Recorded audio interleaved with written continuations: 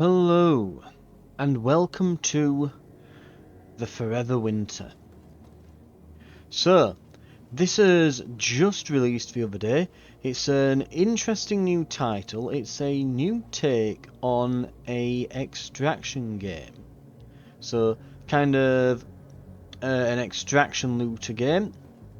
I think that's going to have to be like the agreed upon term we choose for these, because I've heard a lot of people calling them extraction shooters, but in some of them you're going around with like swords and bows, so they're not really shooters. So I think extraction looter is probably what we're going to have to go for it.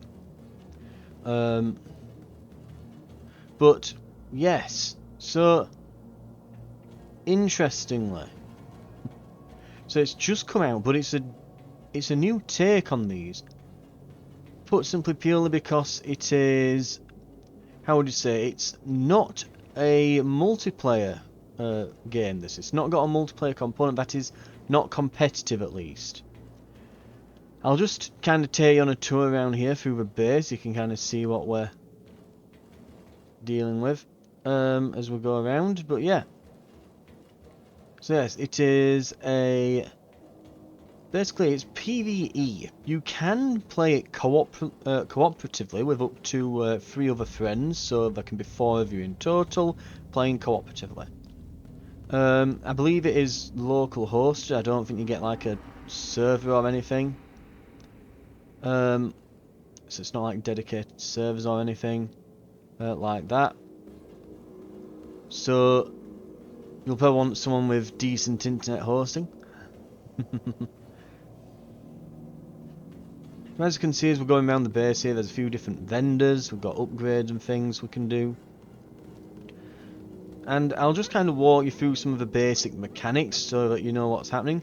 But I'm going to be, as I say, I'm going to be looking into basically giving you a bit of an overview and a review of my early hours of the game so far. So, the first thing you're going to notice as you enter, and it gives you a little brief tutorial. It's not particularly in depth,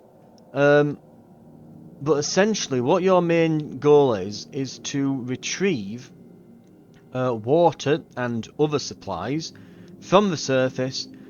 You want to bring them back, sell the goods, transfer the water, and that will help you gain new upgrades. So for example, I've got 13 days of water left. If I go back here, and then we go over to, say, one of these areas that I've not quite unlocked yet, if I want to get the rigs vendor here, so I can buy new rig components and upgrade my existing ones, I'll need at least 16. So I'm actually trying to grab water at the moment when I can see it. So that's essentially the main component of the game. It's gaining water and supplies and then using those to gain access to new things in your base. And just as another thing that you can do here, there's manage innards here, and you can kind of see, so there's welfare here. These are mostly just cosmetic upgrades. So you need to have so many days of water, and then you need credits to buy them.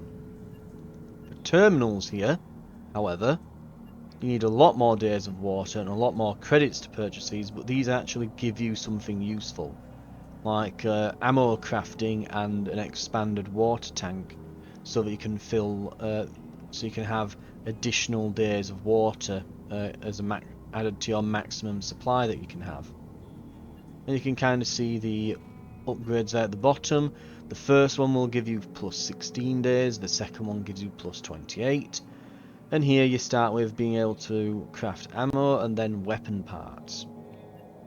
So you can kind of see, and yeah, there we've got TV screens, small ones, then you get big flat screens. And that's kind of what your meta progression is, you're sort of aiming for. In addition to that, now rather than run around to all the different vendors, because we've kind of taken a tour of most of the innards now. There's the areas up there, and then there's the area down here that we came through, and if you walk to the end of this tunnel you can access the console to go out, but you can always just press start and you can just bring up the menu and then cycle along the tabs here and set everything up from here so that you're not having to run around everywhere if you're just feeling lazy, which I usually am. So, that in mind, the other form of sort of meta progression that we have is we can basically gain trust with the merchants either through doing quests or by selling them excessive amounts of items. Like, the more stuff you sell to them, I don't think buying from them has any effect, but as you sell things to them, their prices that they'll buy for and sell things to you improve. Now you would think, well, that means you just have to get one character, max out his trust as I have, and I'll get the best deals with him. True, but that means I've got access to all of his items. But maybe I want access to more pharmaceutical items. Well, I'm going to have to impress Heisenberg here. So because I've impressed the scavenger faction a bit, I'm now getting access to these standard first aid kits, which heal you for a lot more than these small ones do. So, in fact, I think I'll go ahead and buy a few of those. I've got a bit of spare cash. They became available recently to me. So, you do that, and slowly but surely your reputation will rise. You'll notice that it's the same for these three characters, but different for these two. It's because this isn't actually vendor reputation. This one here is European reputation. This is Eurasian reputation. And then we've got the scavengers. So these are kind of non-affiliated, they're just kind of trying to eke out a living. And they help each other out. So, and officially we are basically a scavenger as well. We're not affiliated with any of the major factions, but we can build up relations with them to get better prices. So Europa here have just entered the Innards, so they don't trust me yet. I've done a few missions for the scavengers, though I've not really sold much of my stuff to them, because they weren't giving me great prices. So I've not got great reputation with them, but it is improving. Our marker here, the Eurasian representative, he was actually giving me a decent deal to start with, better than the weaponry guy down here. So I started selling my stuff to him so I'd have access to better weapons. But I'd get a better deal off him than Bunko, and I've ended up basically selling him so much stuff that I'm now trusted. So that's kind of an overview of the game and how it works in the innards. So, getting on to the first few things that I've got to say, you'll notice as we play, and even in the innards here, the game is striking. The graphics here as well, by the way, are on, they're all maxed out. It's on Ultra. I can just show you now, just in case you are curious, if I've definitely got it on Ultra. Display, Ultra, we've got all that going for us, right? Lovely. So, it is extremely good looking. And it's not just a case of it's got the graphical fidelity, it's got the art direction. Like, this feels gritty and oppressive, and just looks stunning. Like, the art direction and things is absolutely spot on. I feel like I'm in some kind of, you know, Terminator-esque sort of Matrix-style dystopia. And it really nails that. You can fully customize weapons as well from parts that you've got. So, for example, I can go onto here, I can go select my AK, customize, gas tubes, stocks, pistol grips, magazines, upper receiver, barrel, handguard, muzzle device. Yeah, it's all there. You can apparently, I don't know exactly where you go to it, but you can apparently as well, eventually as you use weapons more, you can start to level them up and even get to a point where Yeah, as you level them up, you get to have put more attachments on them and add things. And so I'm guessing eventually maybe I'll be able to put even more attachments on this, maybe sights and things, once I've got the gun leveled up. So there's a lot of customization, and it doesn't stop there. So that's all your loadout. You can customize your rig. I've got the standard one, and I've got the upgraded one. The upgraded one has these weapon loot slots. So literally I can pick up 3 destroyed weapons, slot them in my rig. Jobs are good, and those slots are only for weapons. I've got a large slot that will bring out 1 large item, and then the rest goes into this main box here, which is full when it either reaches this maximum weight limit or all the item slots are filled, whichever comes first.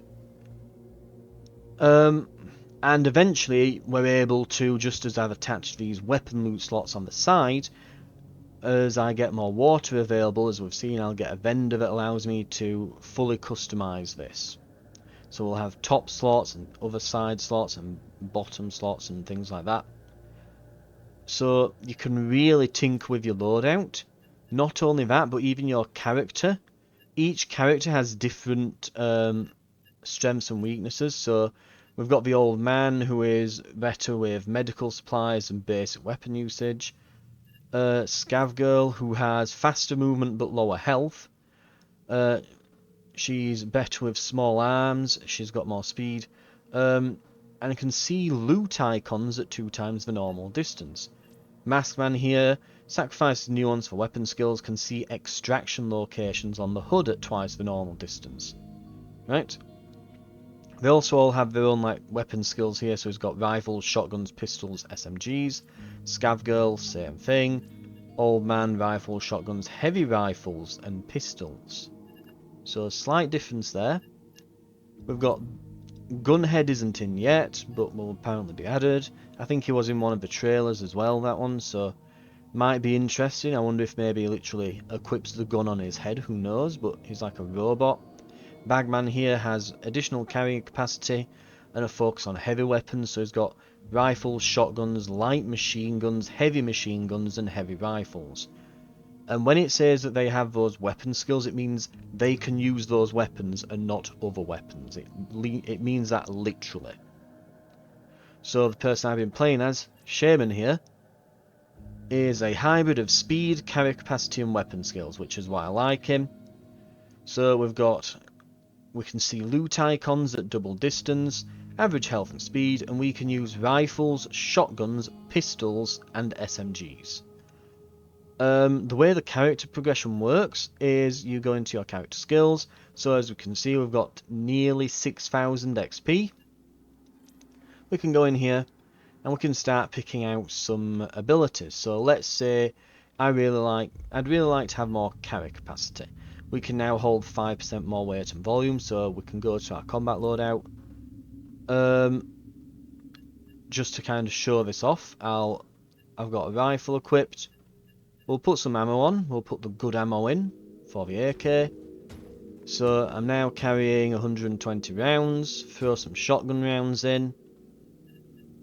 We'll throw in 2 med kits and a large first aid kit.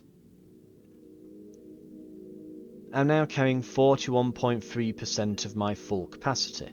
However, we go to here, carry capacity 1, learn skill, confirm. And also, because the next level would require 6.5 FOW, so we're going to go into sprinting expert. We'll learn the skill, confirm. Combat loadout, we've now got 39.3% of our full capacity.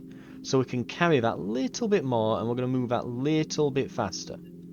These aren't big bonuses. That's a 2% sprint speed bonus and 5% more weight and volume. It's hardly anything, right?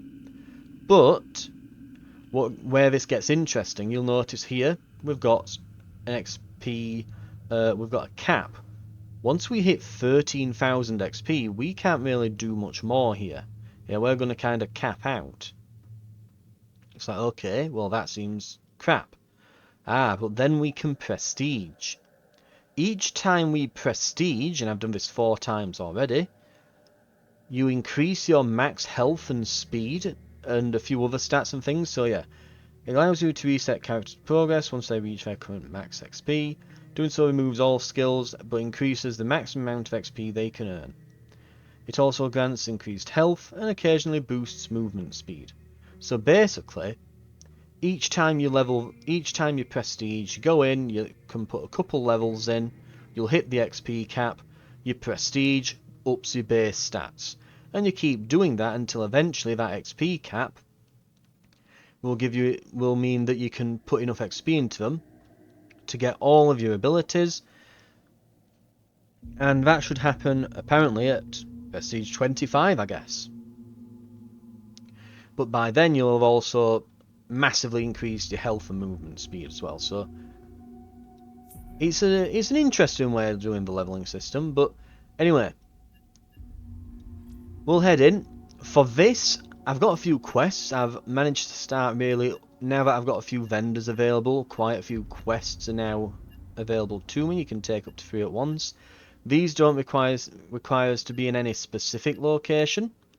We need to retrieve some cyborg components, destroy 10 Europans, and we need to fetch 4 advanced first aid kits, of which I've already done 1. And these will give us XP, they'll give us water, faction rating. This one for Harvest Text is gonna give me a weapon and some money. This one's going to give me a weapon and some attachments, as well as some water and faction rating. This one will give me a rig upgrade, which is pretty big. So we're going to try those 3. Since they're all about retrieving components from cyborgs, which means we're going to have to kill cyborgs, we're going to have to kill Europans, and we're going to need to get a good bit of looting done where we're going for med kits.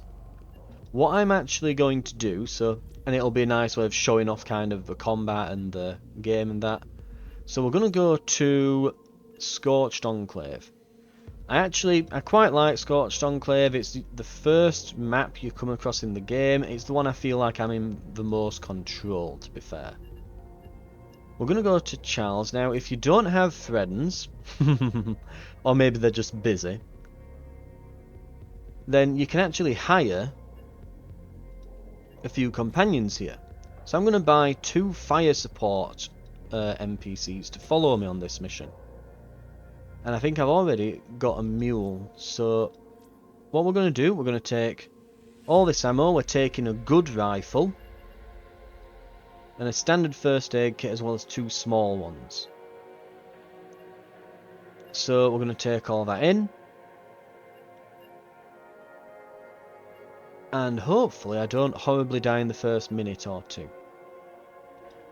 We'll hire a scav mule.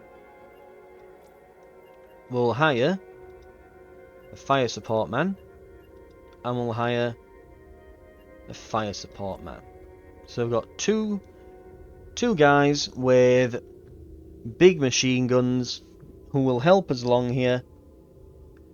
And a scavenger mule, which is basically just a little robot that is going to basically act as an extra inventory for us, and we're going to try and retrieve everything that we possibly can. Right, we'll head in and I can show you some of the combat. While I'm kind of going through, I'll just kind of go over my thoughts on some of the game's systems, what I think about some of them, whether they're good or bad. As I've said, the game is visually stunning and the idea for the game is fantastic, but this early on, like, you can't help but feel it needed at least another 6 months, but possibly as far as maybe even a year in the oven. Our choices matter for those below. So as you can see, we've got our 2 helpers here and our mule, which is a weird spider bot. And this will be the first thing you're greeted to as you enter the game for the first time. We want to keep our eyes peeled here, We're going to start to see the first AI spawns soon. Yep, there's one. There's two, so it's big mechs this time. You might notice a bit of like detail popping and things in the distance as it starts bringing things in.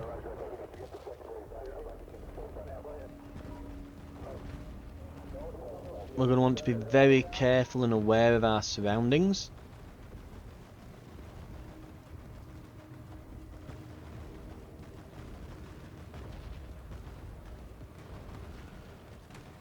Oh, it looks like there's a turret up there. We don't want to be going against that turret. We'll let the NPC AI deal with the turret. Looks like a bunch of, yeah, another squad's just spawned in over there. That is a spawn point over there. So it looks like, yeah, they've all had a fight with that turret. I'm guessing they're on the same faction then. Seeing as those two squads haven't interacted with each other. Oh shit, that's the thing. Oftentimes the NPCs will not bother you if you do not bother them. And you'd think that thing would notice us, but because we're kind of like tiny ants on the floor, it does not. We could loot these explosives, and I'm going to just since we don't have another item at the moment, I'm going to take that. One thing you'll notice as well, now they're not too bad at the moment, but oftentimes I find that the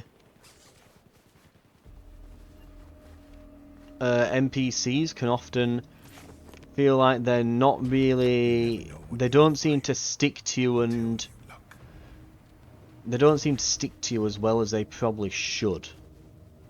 Now as we're looting here, you'll notice it's kind of slowly unveiling each item.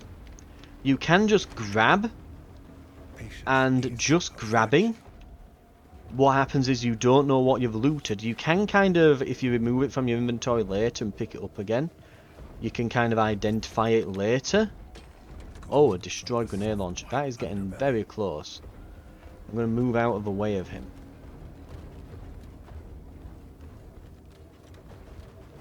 And see if we can get down here. Now, there's already been just the first initial patch to the game, which has already fixed a few little minor bugs and a couple of crashes. You see what I mean though when I say the AI is a bit, the pathing is a bit derpy at the moment. Looks like there's some items up here, and then there's through this door. This is usually locked, this bunker. We'll see what we can find. We can't hold any more large items. That looks like it's a lockbox, so I'm going to try and drop mine. So as you can see, when you drop it, it just drops on the floor. Next to you, we want the large lockbox. If we find water, we'll take water.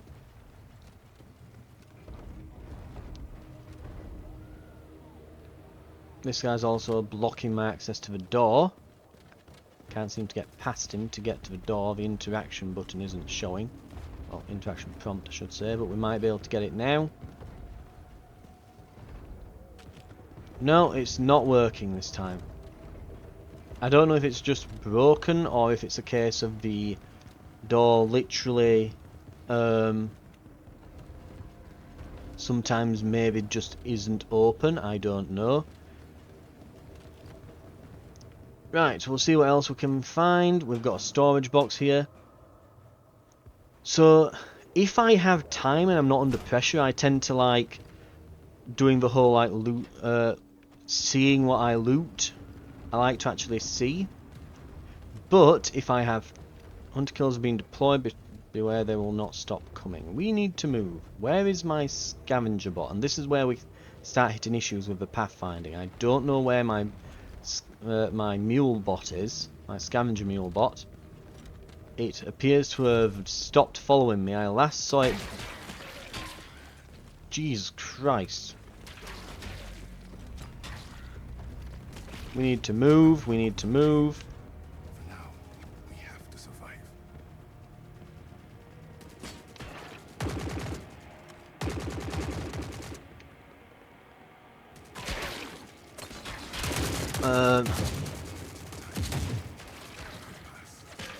We're getting our fire support guys getting rinsed here.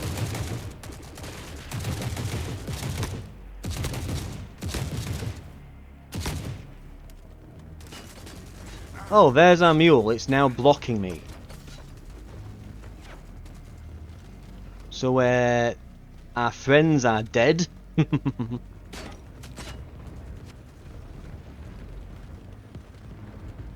Okay, let's just get down. Let's find our big heal med kit. There we are. We can see our health going up. You can't use multiple heals at once. So now that that's kind of being used, we can perhaps use something else now. Yeah, there we go. So we're still healing a bit, still healing a bit. We need to get the hell out of here. We're pretty much full. I don't think that we managed to kill anything, basically.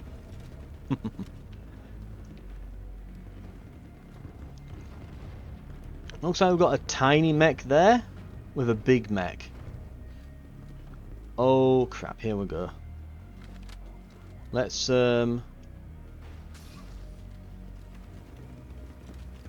jump over here, dive, dive, dive. We need to lose aggro on this guy.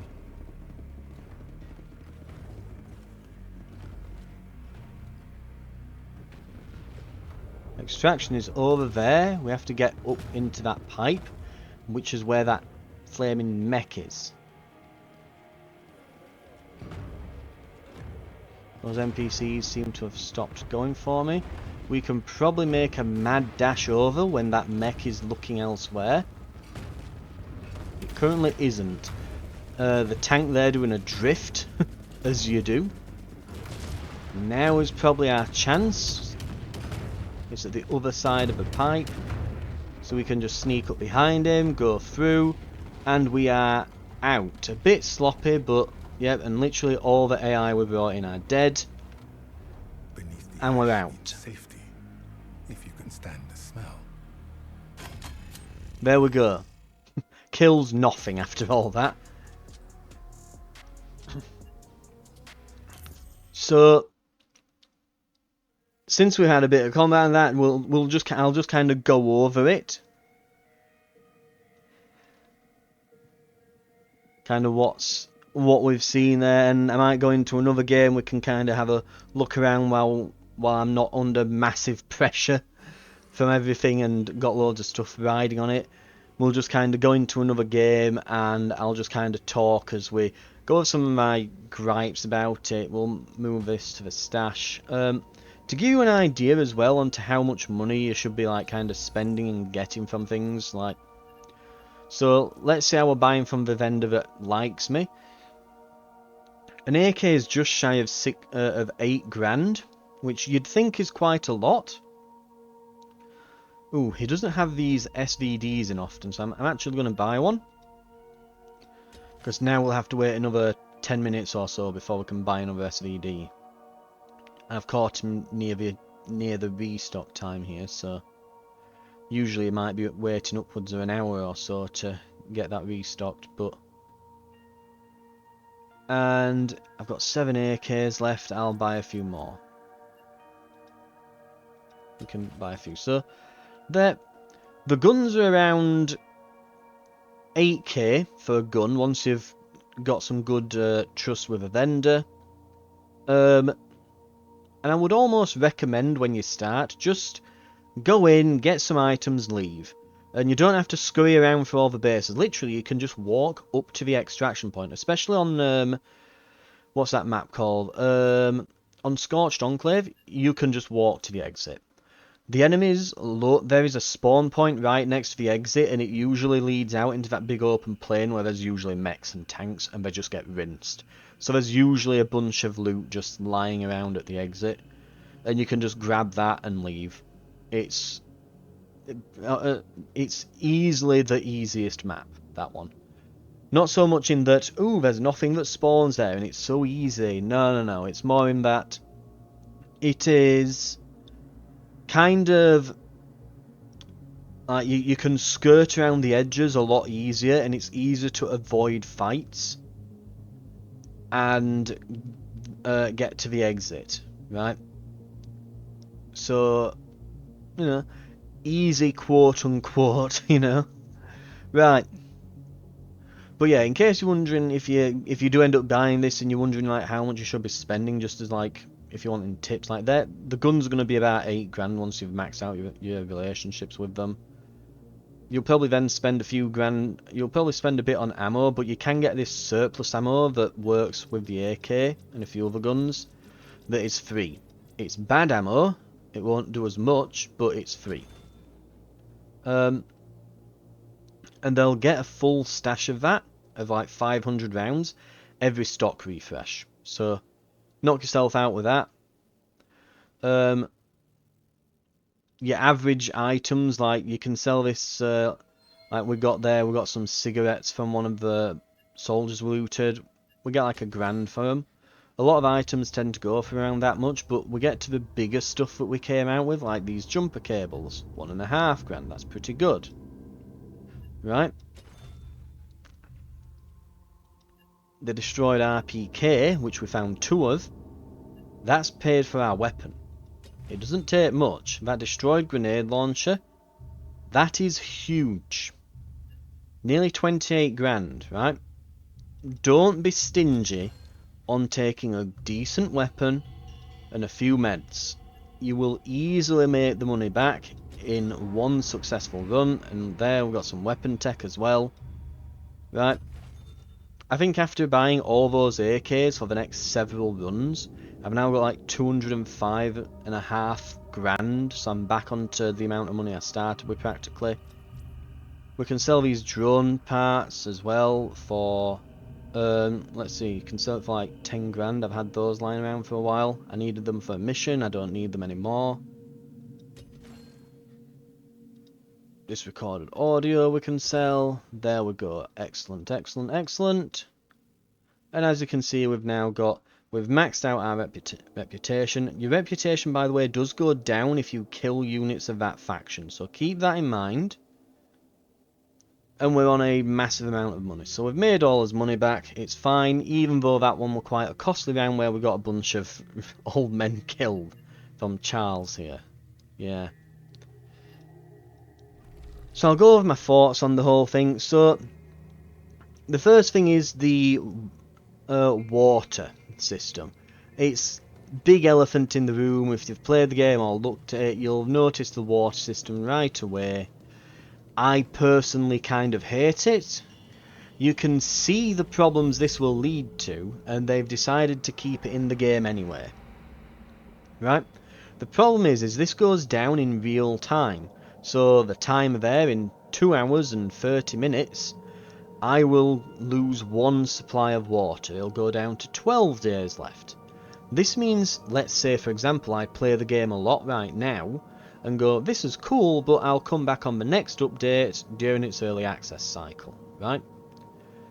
If I don't play the game for 13 days or 12 days and 2.5 hours now, when that water reserve hits 0, I lose all of my items in my stash, and all the vendors are reset to being level 1 reputation.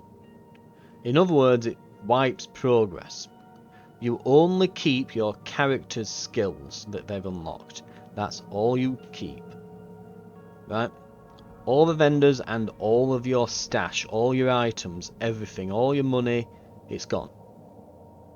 Which is, to say it's horrendous and God knows why they did that, is an understatement. I think that's a ridiculous idea. The problem is that it's a very much a tool. It's a double-ended blade. This, you know, it's a double-edged sword. You see, the problem is now that could act as a way of really keeping me engaged with the game and being like, oh god, I need to get the water for my settlement. I can't leave. Oh God forbid that I go away from the game. No, I need to stay on it, and it hooks me in. But if I do go away from the game right now and say, I'll come back when the game has had some updates, then I get my progress reset when I come back, and I'm gonna be real pissed off, right? I am going to be horrendously pissed off if I come back and my entire stash has been deleted. It's like, yeah. Keep in mind, if I max this thing out to 55, it's like, what, a month and a half? I've put games on the side for far longer than a month and a half, and I think this game won't have any major updates that will make it worth coming back to for at least half a year. I think we'll be lucky to see anything before Christmas that makes it go, oh yeah, time to try this game again. And I think that's going to be a problem. Because you're going to come back and it's going to have deleted all of your stuff. And that's going to really put a sour taste in your mouth as you come back. So you're going to be coming back to the game on a really foul mood. So if the update isn't then amazing and makes you fall in love with the game again, and you just go, oh, it's kind of mildly okay, you're just going to hate the game more and be less likely to come back in future. So this could inadvertently act as a massive deterrent for letting people come back to the game. So I would, if I were the developers, I would really rethink this. What it should do, I'll put a alternative solution to you for this. What it should do is it should probably go down by one, maybe every couple of missions that you do. So that it's only going down then while you're playing. Otherwise, yeah. Could be an issue otherwise, I think that's a really... You're sitting on a bomb there. Now that could go either way, and I really wouldn't risk it if I were the developers. On that note, so, because I've jotted a bunch of things down on a little notepad here on the side. NPC companions. This is kind of why I took them in with me then, to just kind of show off how the NPCs are. They are thick. You can take them in instead of players, but Jesus Christ, they don't know what to do. They kind of just bumble around. The Scav Mule, which is...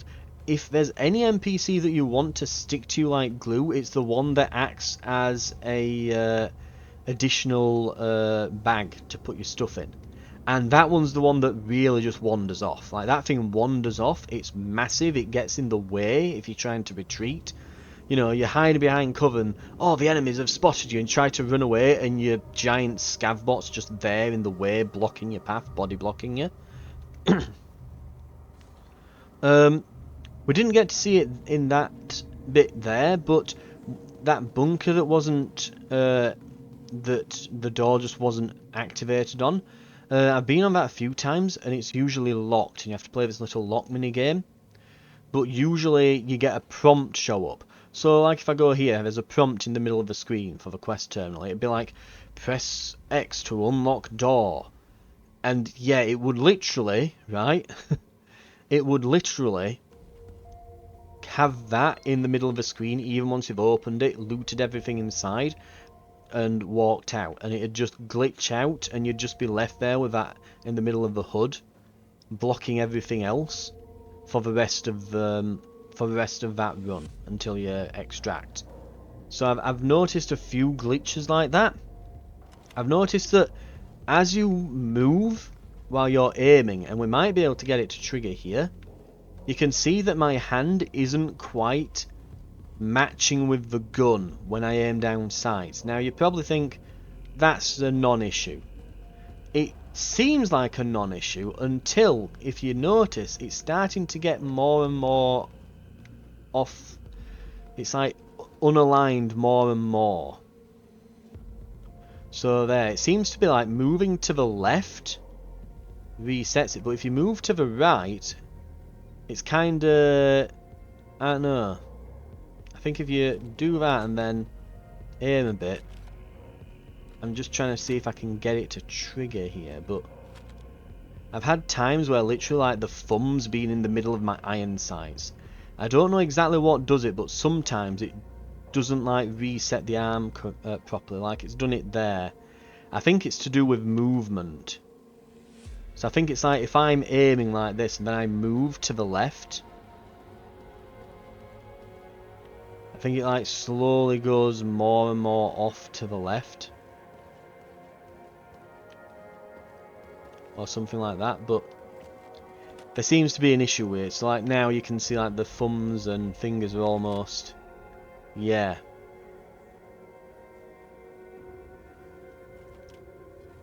But I've had one where I've literally been holding the gun and the thumb's been on the right side of the gun, almost. And like you can almost get it here where the fingers are almost like in the iron sights. So there's issues with that. So there's lots of like little bugs and things like that.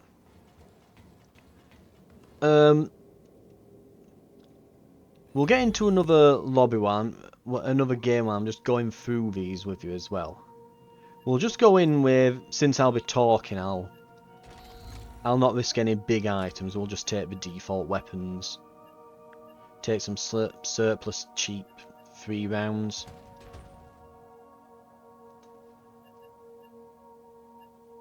And maybe a couple of shotgun rounds. We'll take... I'll still take some meds, I've got plenty. Take like 2 meds.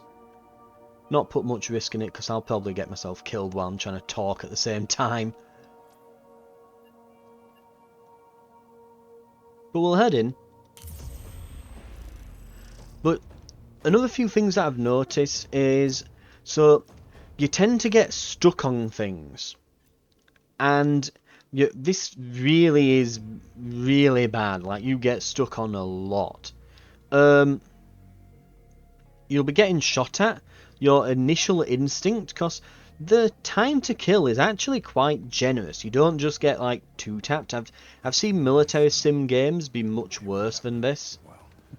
I remember the other year I played BattleBit for the first time. You literally take like 2 hits and your character practically explodes. Really low time to kill on that.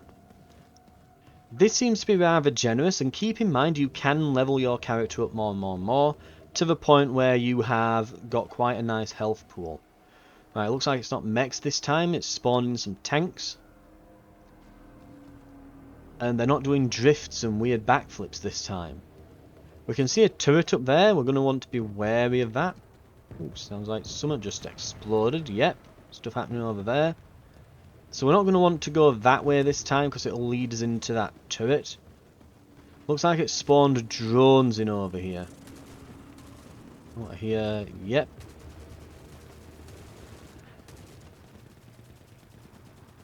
I don't know if they're fighting with or against that infantry over there, but right, we've got an interesting choice to make then. We can either go over there and die to a turret, or go this way and get hit by all the stray shots coming in from... What are those? Those shots like arcing. It looks like it's like a big cannon or something firing. Here's hoping it isn't. It looks like there might be a box up here. But yeah, so... when I say like you get caught up on things... Ooh, this might resolve our issue here. The turret will probably win this one. Because the drones aren't that... Oh, I guess they're higher damage than I thought, but I think something was helping that as well at the same time, yeah. I think those soldiers started to pitch in as well. These are Eurasian drones, if I'm not mistaken.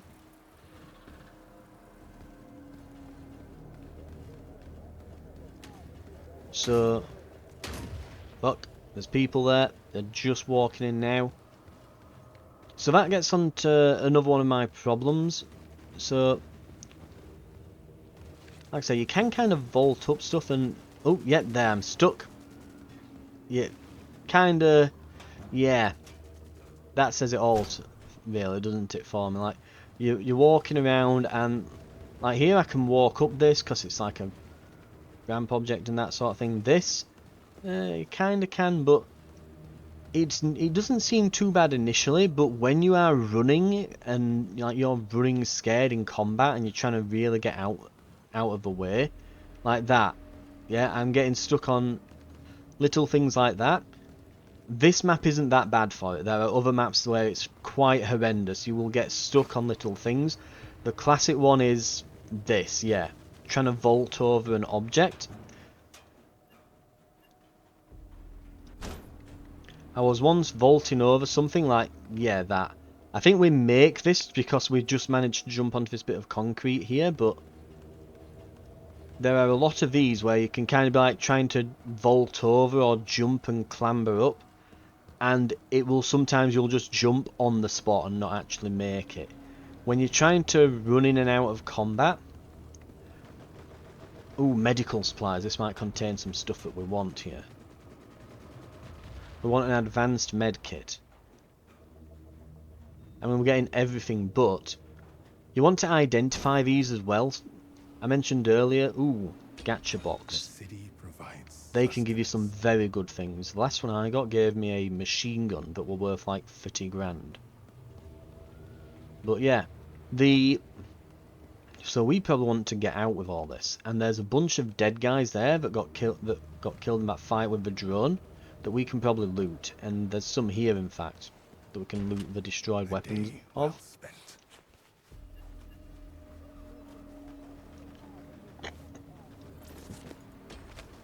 The city provides sustenance.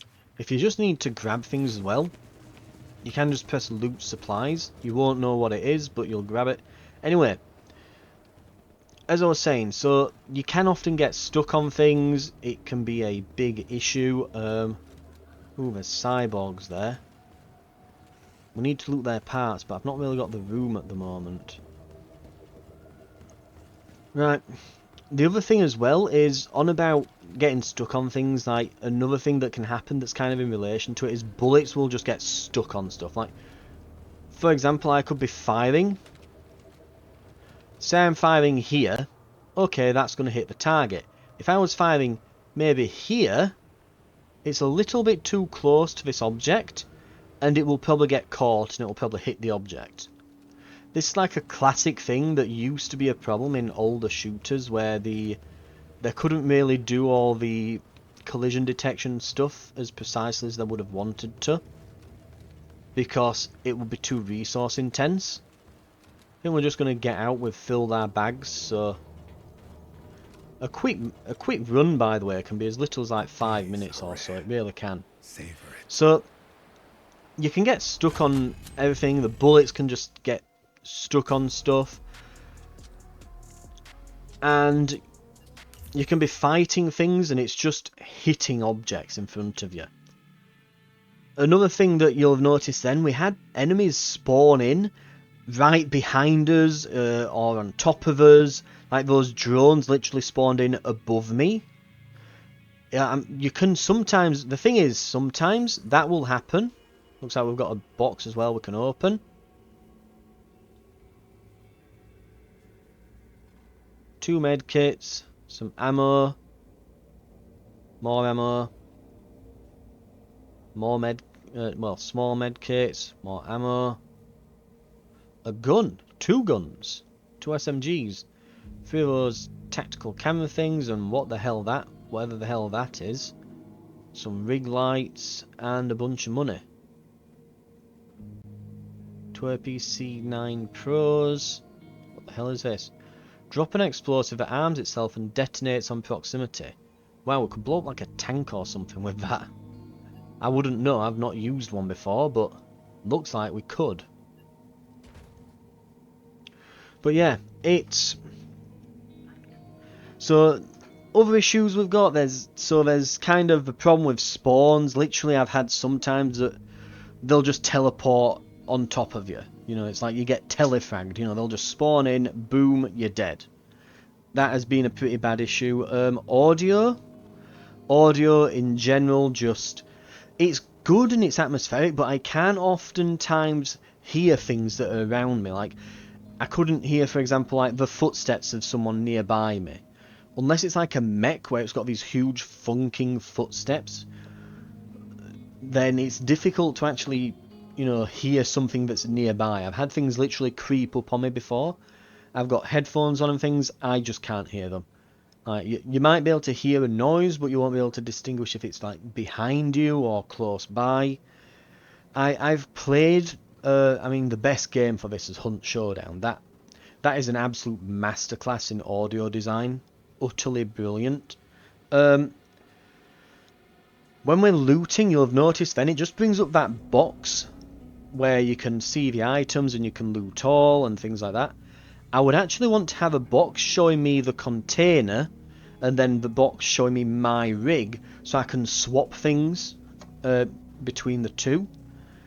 I don't know why these looter, these extraction looter games seem to have this obsession with all having a slightly different inventory system. I mean, is it just to distinguish themselves? I don't know, but I feel like just having the normal Tetris style inventory with a weight limit and then being able to rotate things, swap between yours and the other container when you open things should just be standardized at this point. We know that works. It's easily the best way of doing it. I don't know why they're doing it in this weird way.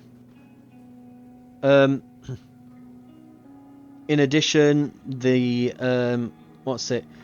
the loot, you won't have seen it then, but all that loot that was on the floor, eventually, just to kind of clean up the clutter and things, it will despawn. So loot will literally despawn during the game, which can be a problem. Sometimes you're waiting for a patrol to just bugger off. You know, you're like, come on, go away, go away. They finally go away and the loot's despawned. I had a quest to destroy 3 drones and get the parts from them earlier on, and at one point a group of enemies killed some drones and just stuck around in the area. And I eventually said, well, stuff it, they're not moving, and I just engaged them, managed to beat them, got to the drone, and I think one of them had already despawned. And I'm just just kicking myself, thinking, why? Just for the love of God, why? Why does it? I mean, I get that it has to despawn to save resources, but you'd think that it would prioritize not despawning the stuff that's in the nearby vicinity, just as you'd think that it would, before it spawns things in, get the player's location and see if it's too close, maybe, because you shouldn't be spawning things on top of the player, especially in especially in an extraction game. That's just ridiculous, absolutely ridiculous.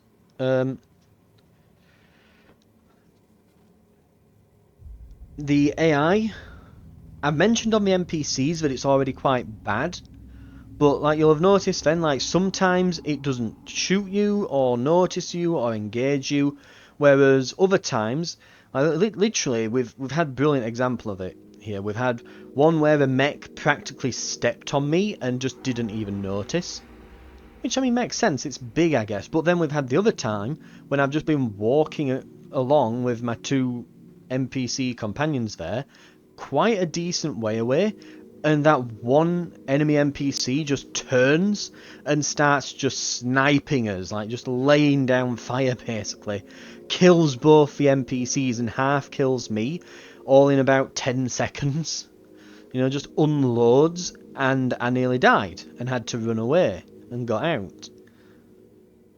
But yeah, the AI can be very hit and miss, and the problem is it's that you don't know what it's going to do. It's are you supposed to engage them, are you not supposed to? Sometimes they don't even... Sometimes I've had soldiers literally walk past me and not care.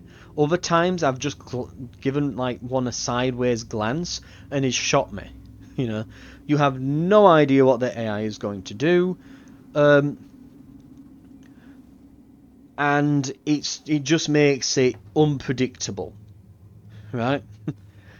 And I don't think it's just faction relations or that in play. I think literally sometimes they will just turn around and snipe you from a mile away. They are very aimbotty. They really snap on with the targeting. And we'll get onto what the gunplay is like for the player in a moment. But yeah.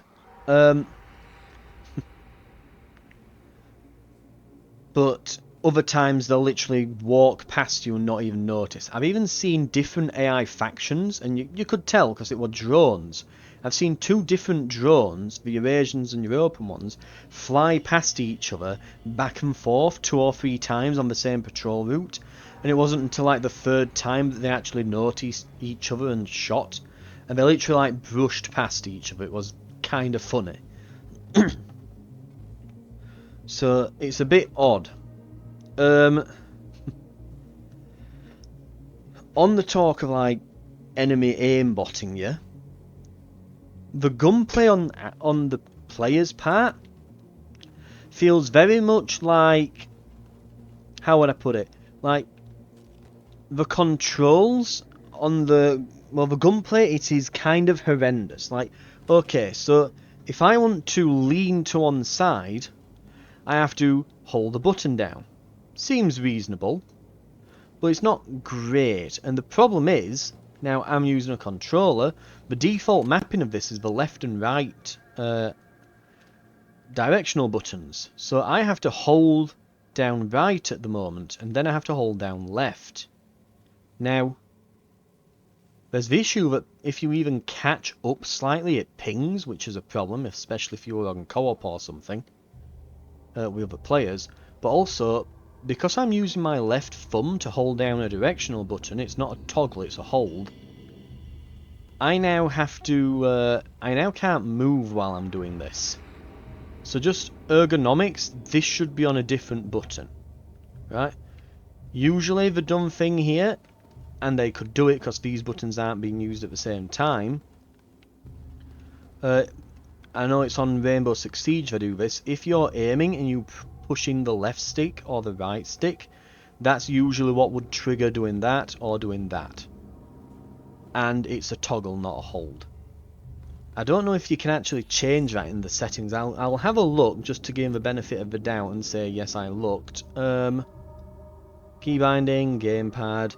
And no, I don't think you can decide whether it's a toggle or a hold. You can just set the different buttons, which is a problem. There's other problems with the controls. Like if I want to sprint, I can be running here. I push the sprint button and nothing. What you have to do is you have to hold the sprint button for a second. But after you've done that, you can kind of let go, and it'll keep you running. It is very difficult to turn. It's very much like a bolt forward sprint. Like you can't really steer to the sides particularly well. Like if I go here, max as far as I can to the left, and then start trying to steer to the right, like you have a big turn circle. It makes sense with that because you've got this big rig on that you would have the turn circle. I understand that. But having to hold the sprint button down as quick for as long as that should engage the sprint much faster, I think. Because you want to start, like it doesn't matter if I'm not great at turning or it takes me a half second to stop sprinting or whatever, but I need to be able to start sprinting quick. And that can take too long, that. Especially when you're just mashing buttons trying to get to cover. Because most games it's a tap. And it'll toggle it on. This, it's a hold. In the spur of the moment, you might not hold it long enough and you might screw up and end up just like slowly walking and then fighting the controls. You shouldn't be fighting the controls. Just use the standardized tap. It shouldn't be like a hold for a second to engage it. Other things as well, like there's a crouch button. But the crouch button is also the dodge button. So you can kind of see there, that's my dodge. But it only works to the sides. So if I'm moving to the sides and I press the crouch button, I'll actually dodge. If I'm going forwards, I'll crouch. If I'm going backwards, I'll crouch. And this is confusing as hell. If you've ever used a controller, you'll know why, because, as I'm sure many of you have, you'll be pushing like forwards whilst moving slightly to the sides most of the time. Because it's a thumbstick. It's not like I'm not using WASD, so sometimes I'm basically pushing two at the same time, and it's like, well, which one will it do? I don't know. It could do either. So I might be running I might be like, oh my god, enemies! You know, I need to get out of there, and I'm having to mess around trying to hold the button and get it to sprint. I finally get to somewhere, try to jump behind cover, it doesn't vault properly. I finally get behind cover, then I'm like, right, I need to quickly, you know, I might be like moving out of cover to like shoot back at them a bit. Right, I need to crouch down and oh, or I need to stand back up and suddenly you dash to the side right in front of them all and get killed. Because you're just there like, oh, I need to get back up, but you're moving sideways and you do that. It's very clunky, the controls, and it's because they're using too many different kind of like, you know, if you press this button while you're aiming, or that button while you're running, or this button while there's too many different conditions as and when you need to press the button to do different things. None of this is tutorialized. You can look up in the control list in the settings, but this is where it really gets awkward, because you'll see it's like D-pad, face button right, face button left. Like, you have to think about like, okay, so I guess that's the X button on the Xbox pad, square on a PlayStation. It doesn't, just face button left isn't really particularly great for you. But also then it'll have the same buttons listed for multiple controls, but it won't tell you what you have to be doing to activate it. It's like all over the shoulder. I mean, stuff like that. It can be, the whole thing can be awkward. Like lean left, lean right are D-pad left and right, but they're also cycle ammo and consumables and equipment and things. And it's like, what it doesn't tell you is, yeah, you have to be aiming or you have to be doing this, and it can be a bit of a farce with the controls. The problem is, keep in mind, you combine that with the awkward clunky movement, getting stuck on things, and it makes a real recipe for disaster. Like, you get into a bit of combat and you're trying to run to cover and you are just fighting your character the entire way sometimes. It's very dependent on what terrain you get caught in, but if there's like a lot of stuff around you, you can end up just finding that your character's just getting stuck into things, bumping into stuff, diving out of things when they shouldn't be. Like, you almost have to be like slow and methodical with the way you move, just because of the way the controls are mapped out, so you don't accidentally mash the wrong button and literally just kill yourself. And I don't think there's an excuse of, oh, but you're meant to be like a civilian and not the hero, and that's why it's so clunky. It's no, I think it's just bad, clunky controls. I don't think they can flub their way out of that one. Lastly, we'll just talk a bit about the gunplay. You'll be able to see me firing off rounds and things then. Generally speaking, now keeping in mind, in a shooter, especially, like, so the big core parts of a game like this, it's going to be, because it is a shooter, no matter how you look at it, it might be a specific subgenre, but it is a shooter. In shooters, the biggest things are movement and they are shooting. They are the absolute fundamentals of any shooting game, no matter what you say. In this, yeah, there's like looting and the atmosphere and all this other stuff, but all of that has to be built on a solid foundation of good gunplay and movement. Yeah, fluid movement, good gunplay. You have to have a solid foundation of that before you can even attempt anything else. Because the shooter genre in particular is that bloody crowded that if you do not have that, then your game's going to be put out to pasture real quick. Like, you have to have these nailed to the floor, right? What I can say is that the gunplay is rather bad. There is way too much muzzle flash. There is a massive amount of recoil. Keeping in mind that it recommends a gamepad for this game. In fact, I'll just confirm that as well. Right, I actually just had a look. I think that must have been something I looked at the other day. I don't think it is. On Steam it's listed as having controller support. but it's not listed as having like it recommended or anything yet. But still, when you've got a controller, it needs a little bit of aim assist.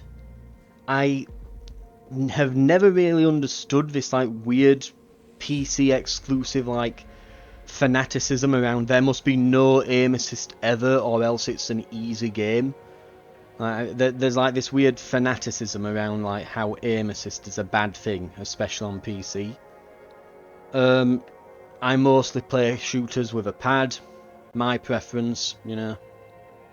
But one where it's literally PvE and there's no PvP whatsoever, it makes the aiming feel that much more snappy on a pad. It's so much better. There was, you know what, I remember what it was the other day. I was playing Witchfire, that's the one that had controller recommendation on it. And it has a really nice snappy aim assist. It's the first time in a while I've played a PC game where they've bothered to do proper controller support. For, you know, and it's a shooter, and oh, it felt good. It's not felt as good as that since I played Doom Eternal, and it you feel the difference the moment you're in. You know, it's like I'm actually able to hit headshots because they've not balked. You know, they've not just balked my my input device. But yeah, it needs some kind of like little aim assist type thing, I would add. The muzzle flash is god awful and massive, and the recoil is as well.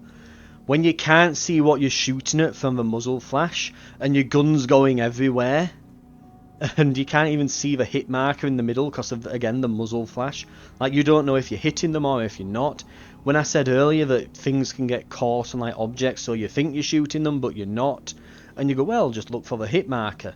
You can't see the hit marker sometimes because the muzzle flash is that bright.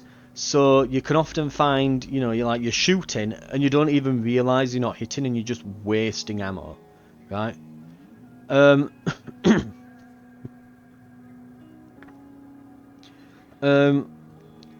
There's no shoulder swapping as far as I've been able to see. So in a third-person game, you really want that shoulder swap. And it's just not there. What can I say? It's just not there. The game is exceptionally good.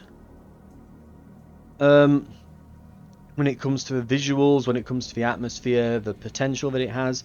But there's a lot of these weird design decisions, like with the water system and with the looting and the interface for that. But then there's just a lot of like, again, like the fundamentals of it are just like the movement's too clunky and poorly mapped onto the controller. The not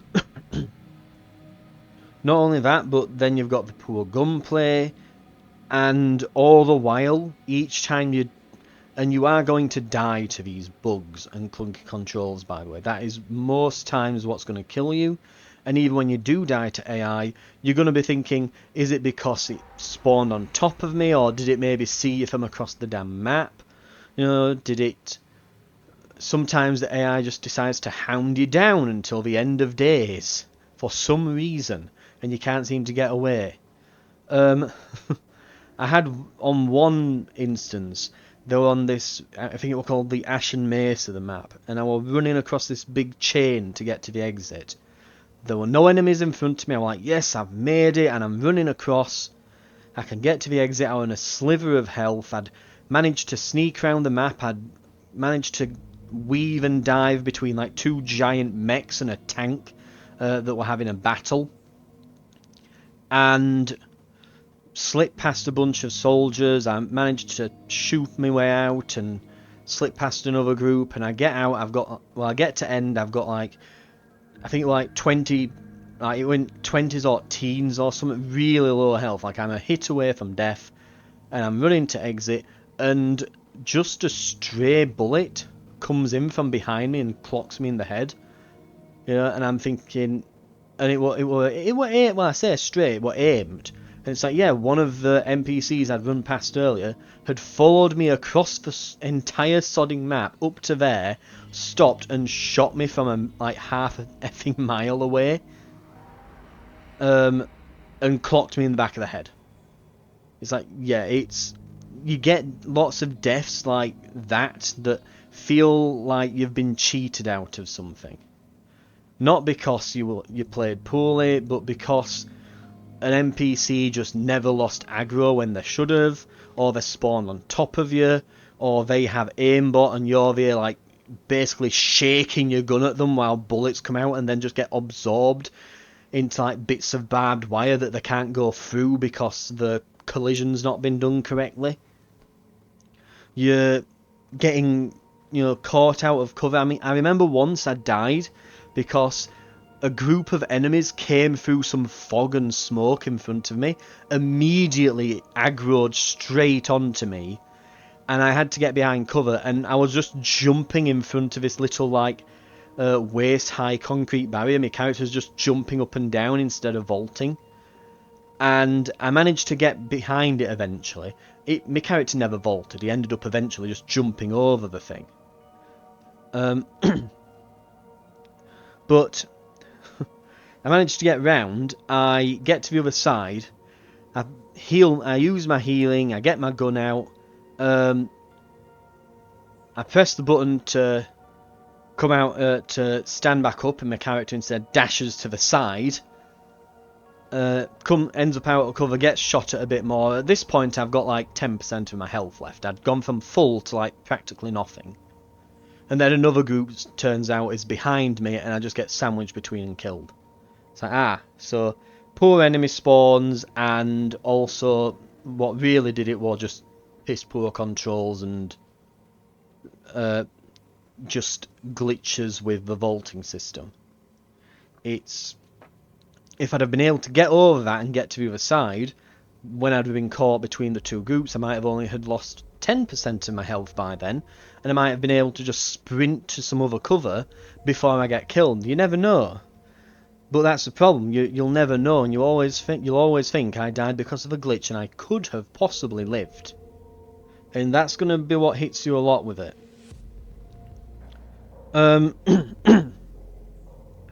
But yeah, on that note though, that's, I think, just about everything that I've mentioned that I've just kind of written down here. That there are some, actually, let's just check. Yeah, there's one more thing that I would just mention as well. That's another thing, like the maps so far. Like, it says, like, they've got these like difficulty ratings here. So you can see that Scorched Enclave is going to be anywhere from 200 to 19,200, which is a massive sodding variation. Like that, it's like, what? It's not just like, ooh, it can vary a bit. No, it varies massively. Like, you can go in here and it be quiet and easy, or you can go in there and it is just horrendous. Right? But all of them seem to be labelled that same difficulty. I can tell you now from my experience, Scorched Enclave is the easiest. You can get out of that. Ashen Mesa, you'll tend to get out. The main issue with this one is that enemies have a real big tendency to spawn in front of you at some of the areas you come in from. Because that's another thing as well. You can change your entry point. City Ruins, I've had enemies literally spawn right in front of me. Desolated Street, there's usually always a small handful of enemies in front of you. It's like, yeah, Desolated Street, you can spawn in, there'll be a few enemies, but you can fight your way out. City Ruins, it feels more like it's a bit more random, but it can be really bad. Like, you can spawn in and there's just like a tank in front of you. It's like, right, I'm dead then. It's also, I think, the furthest away from the extract, so you want to watch out with that one. I tend to go to Desolated Street, but I would generally say that Ashen Mesa is probably more difficult than Scorched Enclave. I've not been to Nexus or the Mech Trenches yet, but I've been to Elephant Mausoleum. I have basically just insta-died on this every time. And I'll show you a bit of a difference. We'll just take our basic stuff here. I'll take some surplus rounds. we'll just kind of finish on this. So I'll take a bit of things. And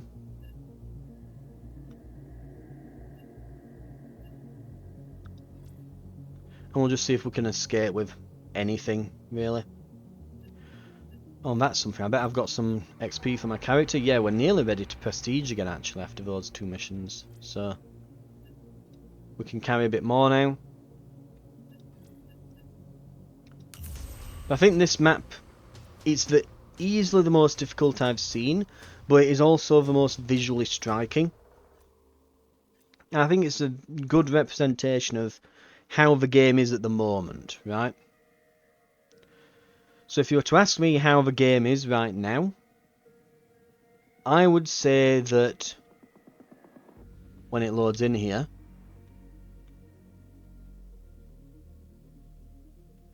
yeah, visually, Every run tells a slightly different story. this game is fantastic. Like, look at this. When it's literally frozen. Wow. There we go. I think that's it in a nutshell, really, isn't it? It's beautiful, it's got an excellent idea behind it, the core concept really is there, but then it'll literally go and crash on you. Right. Thank you very much for watching, though.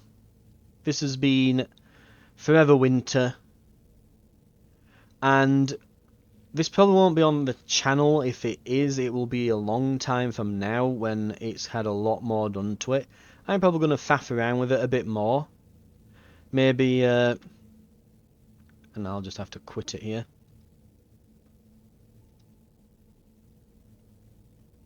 Maybe when it's had a bit more development, it might be worth your time. At the moment, I wouldn't recommend. It's managed to get a mixed set of reviews now on Steam.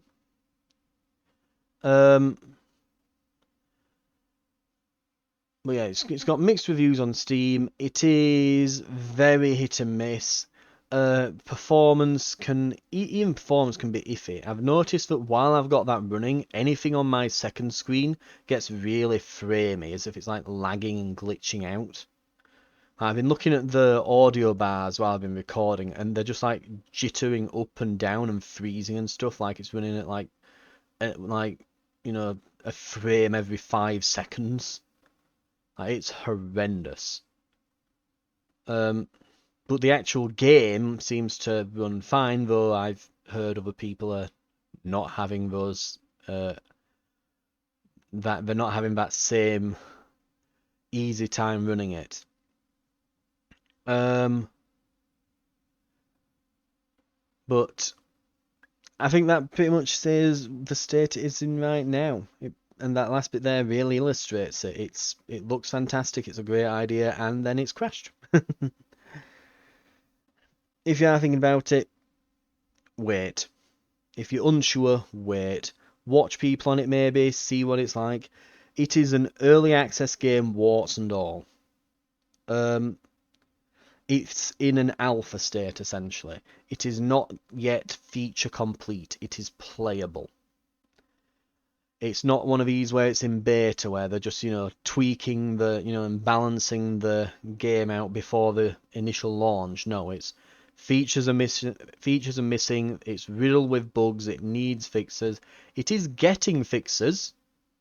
As you can see, it is getting fixes.